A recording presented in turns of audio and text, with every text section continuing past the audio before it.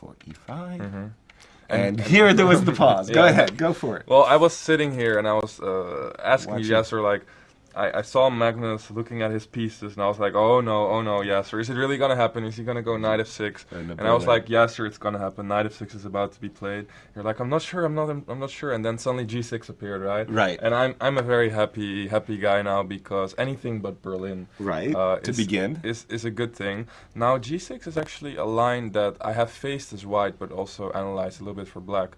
And it's not as bad as maybe his reputation is, because we don't see it a lot at the top level. Now, of course, white has several alternatives here that he can start with. He can play c3 immediately with the idea of getting the center. let me just, before you get into the game deeply, I want to say the extraordinary history between these two players. Yeah, absolutely. Okay, so the first point is that their first meeting was in 2005. Mm-hmm. Hard to imagine already, but 10, 11 years ago. Wow, 2005. Yeah. Okay, it was in the B group. Mm-hmm. Magnus was 25.53, Right. and Sergey Karjakin was 25.99. Then in 2008, Magnus has won the Vikonsay. 2009, Sergey. 2010, Magnus. Between them, they have played 18 games, classical games, I mean to say. 3 wins for Magnus, 1 for Sergey, 14 draws. And it's kind of one of those things when you think about them at 25.53. Mm-hmm. Okay, guys, we'll see you again at 2800, Exactly, right? yeah. I mean, amazing. Now, G6, does it have a name, by the way? It's not the Steinitz.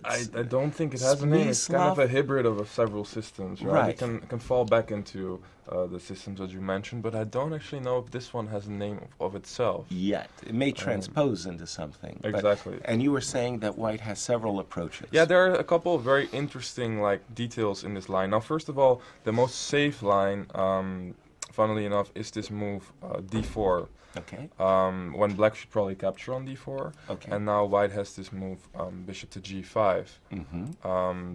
Which is a little bit annoying, right? Because obviously you don't want to play f6 as black. Right. You will still recapture the pawn on d4 eventually.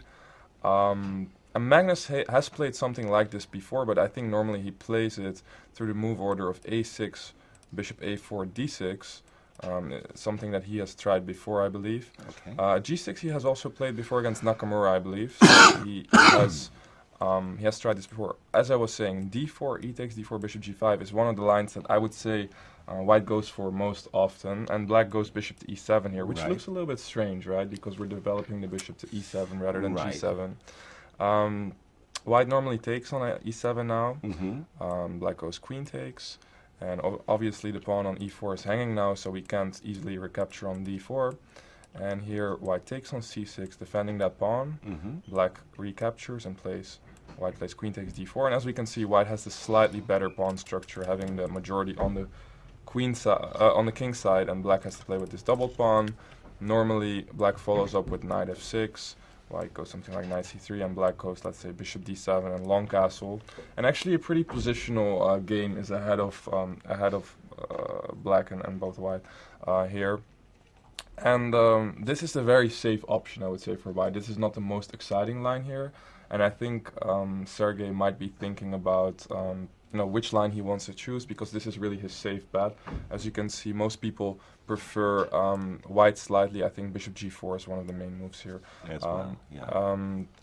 Yeah, like I said, most people prefer white slightly, but it hasn't really been a reason for black not to play g6.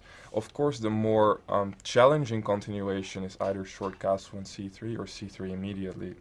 Let me just interrupt you and say that Magnus has played, we're going to call it the Smyslov-Barnes opening or defense twice. Black versus Hikaru Nakamura at the 2014 Sinkfield Cup. I remember that game, actually. Yeah, and also against Mickey. Adams Gashimov 2015. They were drawn.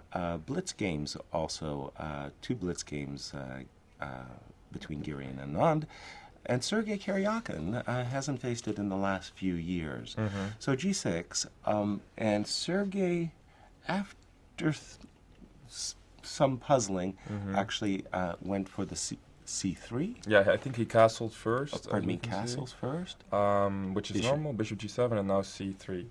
And now actually... a6. and actually is a6 has been included. played. a6 has been played now, I think. Yes. Um, And bishop a4 too. So Right, we're okay. up to date with the players. okay. Um, A different approach from the one that you were mentioning, the Right. very early d4. I would say this is a more, in a way, more aggressive approach. And what I'm surprised by is actually that Magnus has gone for this move d6. An other really interesting option, if I remember well, is to go for something like b5 over here. Okay. When white can retreat the bishop to both b3 or c2. The idea is that after bishop b3, I think black can try to play something with knight to e7. And this can again transpose to another line, which is a6, knight e7 early on against the Spanish, which Right. is a whole different system in itself. But one of the main ideas is that black, kind of like in the Grunfeld in a way, tries to play against the center by just giving it up, and later on he plans to play something like d6, knight to... Oh, I'm not too good with the arrows right now. Knight a5 and c5, Right. which gives really interesting play. And another advantage for black is that if the bishop goes to c2, sometimes he can play d6, and after d4 he could consider going for a position like this, and knight f6. Now, we'll see how this game continues. Magnus has gone for d6, which is obviously the other choice, and this leads to actually systems that are more familiar with the a6, d6 system for black in this opening. And yeah, this isn't a setup completely different altogether. Have you ever played these kind of positions as black or white, Not Yasser? really as black. I remember in the old days when Tim Capella, who was a master from the Seattle area, one of the things he liked to do was actually play a system that went d6, castles, knight f6, rook e1, bishop e7, c3, castles. I would play d4. He would just play bishop d7. This is like this Super old solid, way right? of play. And it was kind of off-putting because you weren't getting, there was no b5 pawn. And then after like d5, we would kind of get into some kind of, I don't know, a King's Indian Type of defense position, right? structure. Yeah, and well, it wasn't really a Spanish so much No. as, you know, but it was an interesting hybrid, and it's like the old guys would just put their bishops on e7 and d7 and say, Exactly. go ahead and try to get something. It wasn't easy to get anything. Obviously, in these systems, the bishop on e7 isn't the greatest piece. You kind of think, well, I'd rather have the e-file open or something. So fianchettoing the bishop makes great sense. So. Yeah, one of the interesting things to me, Yasser, is that, Yeah. and I might be wrong here, but I always thought that it actually is helpful for black not to have a6 included. I think it has its, its good sides Pluses and its and bad minuses, sides, yeah. and pluses and minuses. But one Yeah. of the ideas, just interesting ideas that I came across before, is that if you go d6 here, let's say, and Right. you go for the exact same position, As before, something yeah. like this, Right. let's say Rook e1. for rook example. e1, for example, I think black normally plays with knight to f6. Okay. And just sort of, I'm not sure the moves here are exactly supposed to be like this. Actually, perhaps I will suggest bishop to e3 just Okay. to point out what I wanted to say. Yes. In this position over here, one of the big differences is that if you go, for example, h3, and I Yes. hope I'm saying this right, Yeah, they're right. there is a big difference between a6, bishop a4, and the bishop being on b5, because sometimes there is this interesting tactic with knight takes d4, right? Exactly. And I always experience this to be a little bit unpleasant for white. You can fall for it because bishop e3 is actually the most natural square for the bishop. Sure. And I always thought that this is a little bit annoying to face. So I'm really interested, maybe we'll get a chance to ask one of the players at some point, what their thoughts are on these little subtle differences between having a6 and not having a6. Obviously, the good thing for white is that he can probably get the bishop either back to f1 or to d3 in one go, instead of being solely pretty much planning to go to c2 or b3. So Right. it's a small difference, but yeah, those little subtleties in the real Lopez can sometimes really make a big difference. So, Absolutely. it's interesting to see maybe why Magnus has chosen to play with a6. I do know that he has chosen this line before over the one with without a6. So clearly he has his reasons. Yeah. I mean, just in my let's say, lifetime's experiences.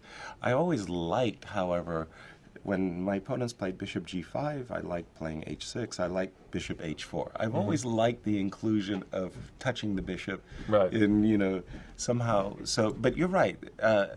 For that one tactical moment that the bishop is undefended on the b5 square, there's a reason why you should keep it there. But okay, usually, again, my experience, I like the inclusion from black's point of view, having gained the tempo, gained the development. No, absolutely, that makes sense. Well, as Magnus contemplates his, got the wrong game, I clicked. By the way, that was the king f7. Okay. King f7 was, in fact, the move. Oh, okay. We left it here. Sergey, it was the bishop d7. You had explained to us the pros and cons of a6 and not a6. Yeah. Precisely. And this is kind of where we left it, knight f6. You want to play knight f6 as opposed to knight e7. Why, Robin? You want to keep the e7 well, square? I mean, especially with the pawn on a6, I think this is a very, I don't like bringing my knight back to b8 and not even having the square on a6. I mean, that's a negative of the pawn on you a6. could consider this perhaps, like you said, the man who was playing bishop d7 and bishop e7 against you. But then at least the knight immediately has that square on a6. Now, I guess white could consider c4 or just removing the bishop. But for example, c4, because I'm not sure if b5 is actually a good move. I will just play bishop to b3, and it might be a long-term bad thing for black, opening up the queen side. And so the only advantage I really see of having knight e7 is that you make f5. Right. And actually, Yasser, c4 is possible. I would probably remove the bishop and not even give black a chance to take on a4 and play knight d7, to be honest. That's but fine. I really don't like... I mean, f5 is important, but to go knight c6, knight b8, and not have any good way to develop the knight after that, I think is a bit sad. But again, the accelerated counterplay, right? Okay. I remember Boris Spassky saying, everybody worries about the e6 square. Nowadays, Timo Radjabov is positively issuing invitations for knights to come to e6. In the old days, everybody played h6 and carefully guarded their e6 square. Okay, King's Indian defense players will rejoice. I mean, they're a little bit... You're right. There is some funkiness going on here, but... I mean, don't get me wrong. I love the King's Indian. That's my opening. You do? But I am used to having my knights on f6 and e7, not on b8 and e7. Very good. So, I don't mind taking a little bit more time for f5 to be played, but then at least I potentially have my knights both on the king side, right? Once my attack starts running, I can bring both of these pieces in. What happened in the game is different, and actually Magnus, I'm glad to say that Magnus is on my side on this. Like, he likes the knights on e7 and f6 as well. Okay. And of course, this is a much better version of what we just looked at, right? Right. So Bishop it's e3. all good. And this knight g8 move is something, I have done this actually in the Najdorf, where we have that h5 variation. Right. And sometimes it's very good to exchange the bishops there. The reason that we can sort of explain that this move is possible is because the position is very close, a very close character, right? Right. The center is all locked up. Yeah. So, of course, it would be the normal thing for black to do to castle and aim for f5. That's right. It probably is a very legitimate plan as well. You do need to play h6 because, once again, knight g5, right? Yeah. And you don't want to allow that. That's unpleasant. But h6 followed by f5 is probably... I mean, I know that the computers tend to like these positions for white, but playing them over the board, I've always found them very unclear, to be honest. Very hard to play for white. I always felt that the attack is poor, that black never breaks when the light square bishops are traded. Oh, that is true. I don't think that he can really go for the... It's not like you suddenly checkmate white. Without this light square bishop on the board... and that is because you want to just allow me to play g4, right? Or well, I'm going to play h3, and there's never these bishop h3 sacrifices. Okay, well, if I try it anyway, Yasser, because I'm kind of interested and kill me. I'm kind of interested in this. So g5, knight c3. Knight c3. Let's say go h5. Let's say I go b4. Yeah, you are very quick with c5 and knight c4. I Right. understand. Um, how do I approach this? Okay, let's Well, see. if you try to kill me in the convention, okay, that's it. And yeah, I was going to say, if you try to kill me in conventional style, when we traded off the g pawn, there's no bishop h3. Uh-huh. Yeah. Another Okay, so another c5. idea. Actually, I do see where you're going with this, because another idea perhaps is sometimes even you can get the bishop to h4 if you want to. Right, right. And that's nice to kind of sidestep once again this g3 stuff. So knight c4. Let's go ahead. I guess I'll try let's do g4. Let's just, again, you're not chasing me away from the king side. And if you force me, and it'll take you a little bit more, a turn or two, to force me to king e2. Well, Yeah, you're liking this position for white, right? the attack without the light squared bishops, remarkably enough, really loses a lot of its impact for black. Yeah. Garry Kasparov, Hikaru Nakamura could probably give a wonderful lecture as to why it's important to have that light squared bishop. In this particular position, you mentioned the locked pawns and the septic bishop, right? Yeah, no, I would have definitely gone for knight g8 here as well. Really? Or that plan, because like you said, I mean, playing the King's Indian, I'm really used to attacking with the bishop on c8, right? Right. We need that bishop, so... c4, bishop h6, and no, I think we have another move or two, don't we? A rookie, yeah. knight c3. Knight to c3. Knight was played. c3, bishop e3, rook e3, knight g8 f6, and we're up to date with the play. All right. Okay, it's Okay. a position. There's definitely gonna I like some the play here. space, but it's not with all the bishops.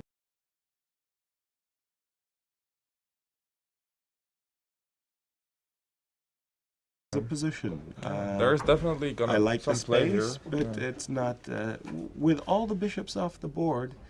This is going to be a long-term maneuvering game. Absolutely. Yeah.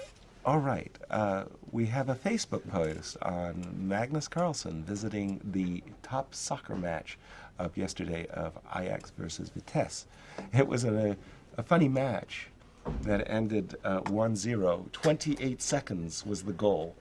Really? Yeah, the goal I did was- not watch the game, but that sounds very fast. The players had, Yeah. pardon me, Magnus and Tommy had just barely entered the stadium when they saw all the action in Oh, the wow. first Okay. half minute of play.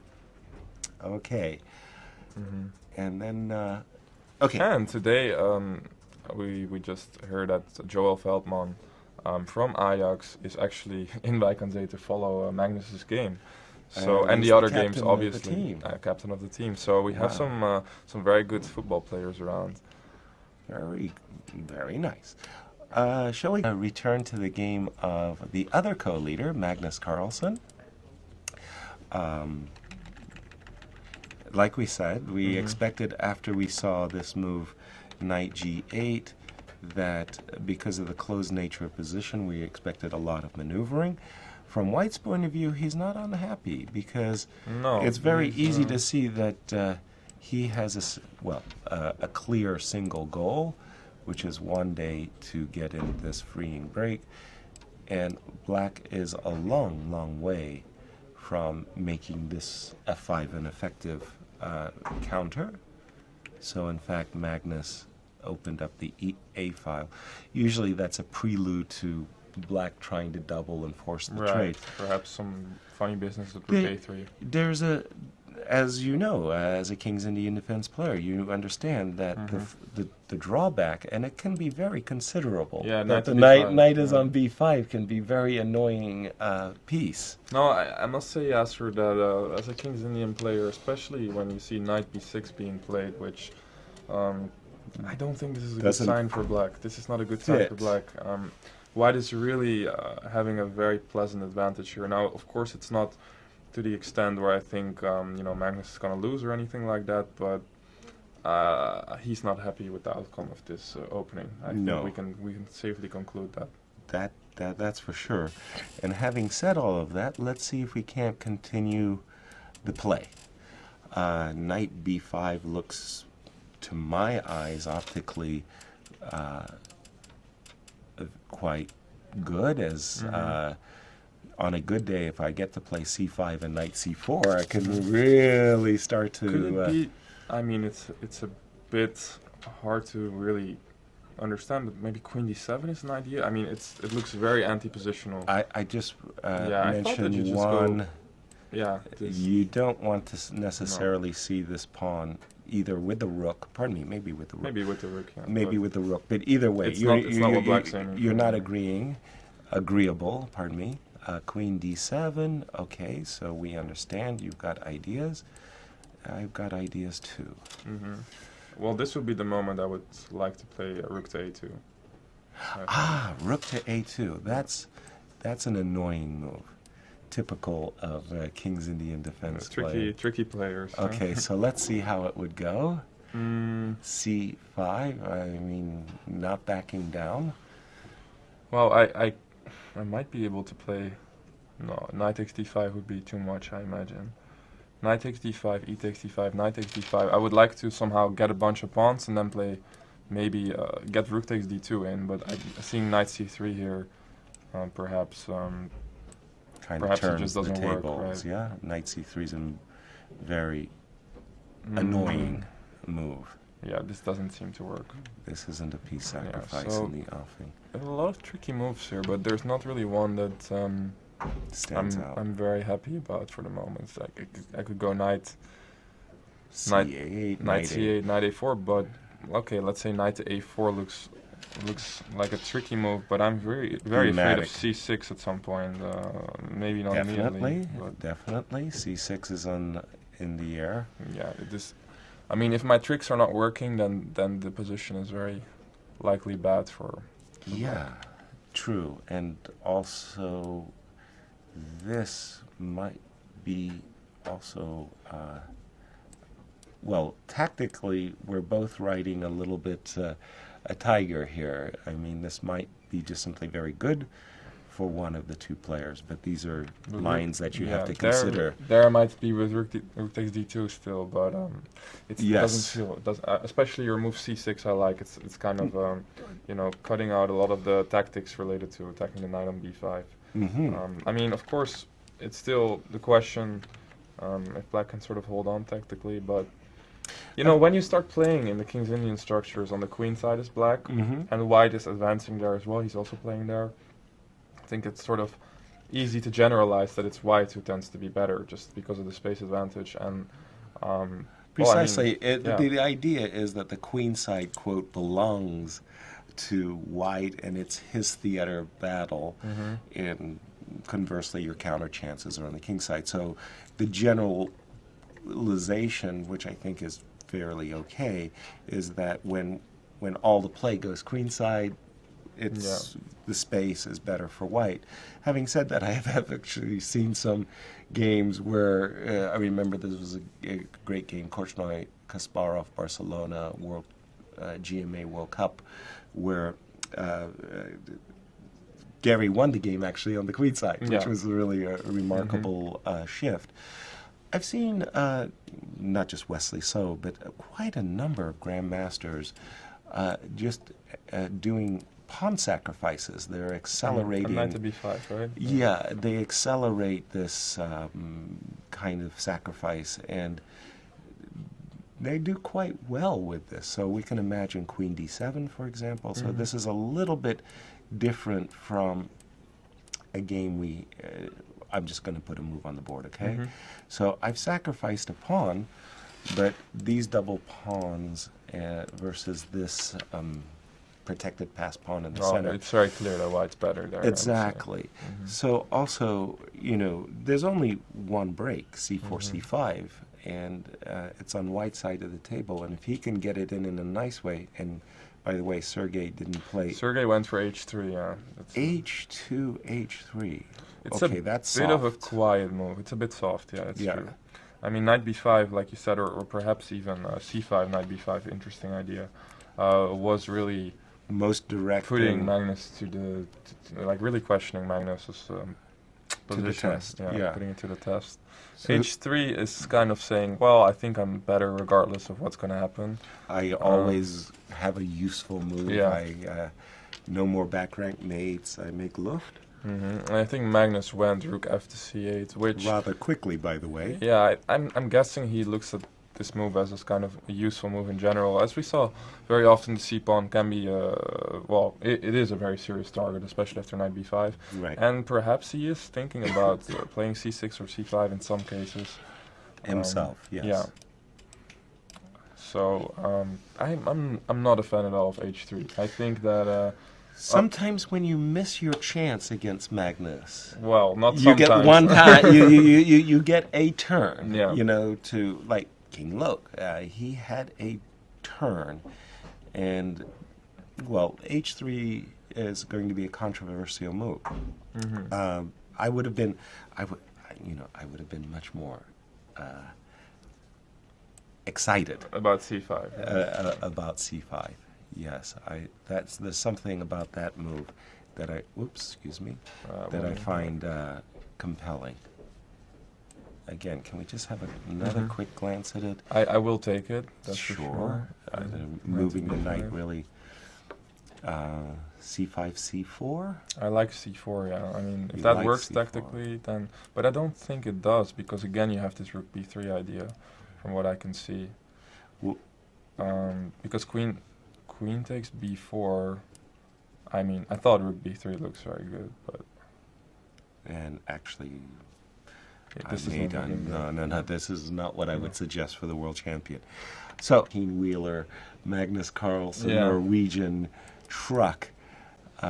You know, he's just really. It's not just that he's scoring, but his games just capture us, right? I mean, No, there's every always something round. interesting going on in those games. It's true. when we have left it, we liked White's opportunity here to play either knight b5 or c5, both moves we found compelling. Sergey played h3. We saw the move rook c8, rook a1. All right. Trade. Rook a8.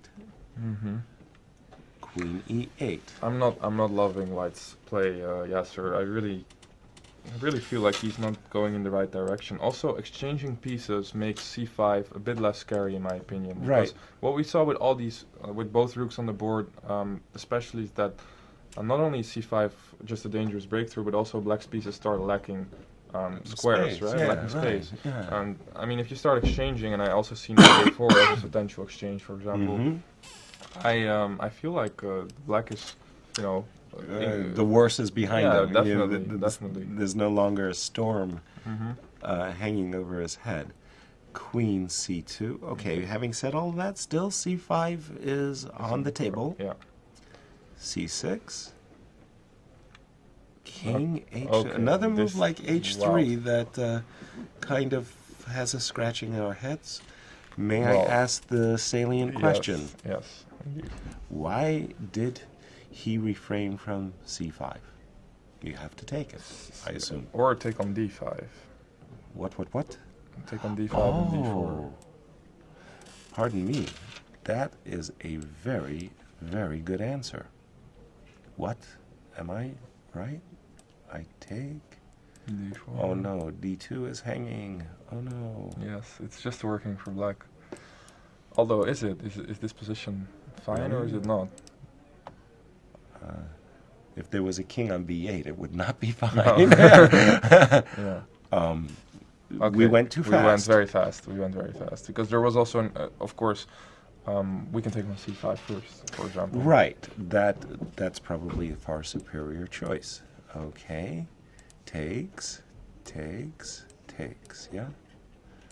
Takes. Push. Rook. Takes. Well, that's a And bit of an improvement for black, I would say. to begin with, there's no pawn hanging on d6, and this is just fine. I can go rook to d8, for example, or among other moves. We can leave it here and say black is fine. So c5 was not compelling. King h2, queen c8, takes, queen b3. Well, All of this slow play doesn't make a great impression, but even having said all of that, I don't know. Maybe on a good day you got some weird trickies. Well, the first question that we have to answer is what if rook to c8, right? Right. I will...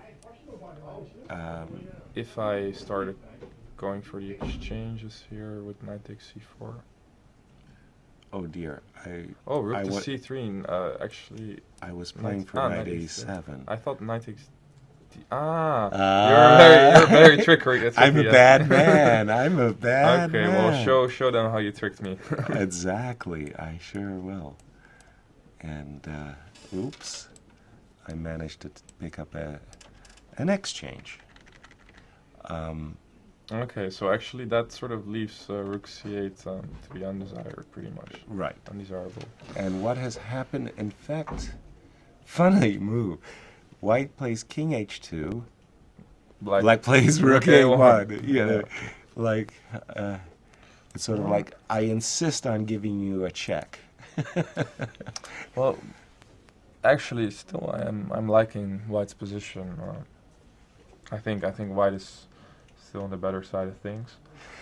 I remember the phenomenal series of matches between Garry Kasparov and Anatoly Karpov, and it seemed to me that when Garry was pushed out of his Grunfeld defense and pushed into the King's Indian, they had some strategical battles that were so hard.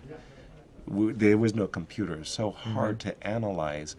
And at times I felt that, the initiative had shifted to black, meaning Garry in most cases, and then suddenly I felt, wait a minute, Karpov keeps some kinds of edges and it's still Karpov to play. Yeah. And actually here it's kind of hard to say who's playing for what, right? Right. So let's say if I make the gross decision, I just make some forcing move like knight d5, well, let's presuming you can't allow this knight to live. Yeah, we'll take with my f knight, I think. F knight, okay. I was thinking about... I'm dreaming, of course, about knight e4 and c5. Yeah, and if I go queen to a4, that looks sort like... of my point. That's a very good point. I go c5. Uh-oh. Alert. Just queen f4 check is coming in. There's an alert to be had. Probably that is something you don't want to allow. That's a big alert, right? Because I was hoping that I had forced you to trade queens, and I wanted to embarrass you. Yeah, by having too many pieces hanging. Precisely, but queen f4 check is a kind of a counter embarrassing. Yeah, this is really annoying. Yeah. Okay, so that means that the move knight d5 is off the burner. C5 takes... Okay, maybe... Let's try another one. Rook to f3, yeah. Yeah. Okay, I will go king to g7. Would be the normal reply, because otherwise c5 is possible. Okay. Now, can I be brilliant? That's the question, right? I mean, I see... vague ways of being brilliant. Well, there is that way to use the knight fork here with something like c5, but it involves giving up your rook on f6, right? So c5, it's probably just really not a good move because we can take, and we can even remove the knight after b takes c5, but there is this rook takes f6 idea if you take on c5 back, right? Why? If you play it now... sorry. I'm sorry. You can always take with the queen, of course. Yes. Yeah. So there's no c5 idea at all. Yes. So what is the point then? Yes, sir. Then I want to go knight e4. Okay, and knight d5. I want to go knight e4. Your point is much more subtle. You wanna. Well, I saw one line where queen f4 check won for you. So essentially, what I was trying to do was rule out queen f4. Yeah. And again, you can't trade queens because then your rook on a1 is hanging. And no, I really like this idea. Yeah, I'm assuming this is just playing into my hands, or playing into, well, there's two runners up the board. Yeah. Wow. Okay, but none of this is forcing, and we just have a great hard-nosed strategic fight here on our hands. Yeah, the one thing I'd like to mention is that Karjakin is a little bit low on time, in my opinion. I mean, there's no real emergency or anything like that. He has 18 minutes, and I think he has to make about 13 moves left. Sergey was reaching for his queen, and I realized he was about to play queen b2. Yeah. There's no square along the first rank. Oh god, I hope we're not going in for a move repetition here, because Magnus just played rook to a8. Of course. And now the Sergey will immediately play queen b3, and then because you mentioned a slight time consideration. What move were we on? 29? Yeah, I mean, there is no reason to really, go for the draw with 18 minutes for about 10 moves, but a little bit of pressure on him perhaps, because Magnus is quite comfortable at 40 minutes on the clock. I hope to see your move rook f3. I think that's actually a very nice concept. So, Courtney move. We do have. We have a draw in Magnus's game. So let's switch back very quickly there. We can imagine that what the repetition was all about. Yeah, just to very quickly show the people what happened. I was sort of worried about this, mentioning the time, Karjakin's time on the clock. This is really an anticlimax, Yasser. I'm not sure why this happened. The players were really building up. I'm sorry, but didn't we see the same position with the king being on g8? Yeah. So what has happened over here exactly? Queen to b3? There was king g7. It was rook to d3. Rook a1. So we were looking at a slightly different position where... so now it makes a little bit more sense, I guess, because the idea with rook f3 doesn't... it's not winning the tempo, right? No, it's not a tempo. And then after queen b2, the pawn on c4 is an annoyance, isn't it? All right. Well, I feel like Karjakin, I wouldn't say he missed a huge chance, but he had some opportunities in this game to press for more than a draw. I'll agree with that. It has there's an sourness feeling, that maybe where did I miss my? I can almost imagine that Sergey goes to a second, and the first question is, did I miss something? Yeah. Because it felt like he had a pull. No, but then Magnus diffused it quite okay. Yeah, perhaps there was not that much of a problem at any point, but like you mentioned, the plans with knight b5 and c5 were, they looked very concrete and very testing, so who knows, right?